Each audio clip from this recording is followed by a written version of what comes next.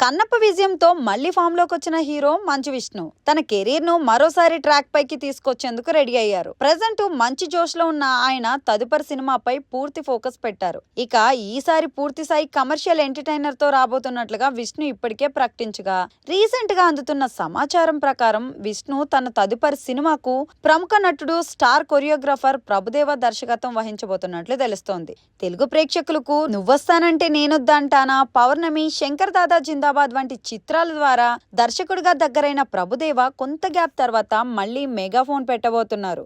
ఇంకా టైటిల్ ఖరారు చేయని ఈ చిత్రం పూర్తి వినోదాత్మకంగా సాగుతుందని సమాచారం ఉంది. 24 ఫ్రేమ్స్ ఫ్యాక్టరీ సంస్థ నిర్మించనున్న ఈ క్రేజీ ప్రాజెక్ట్ షూటింగ్ ఈ ఏడాదిలోనే ప్రారంభం కాబోతుంది.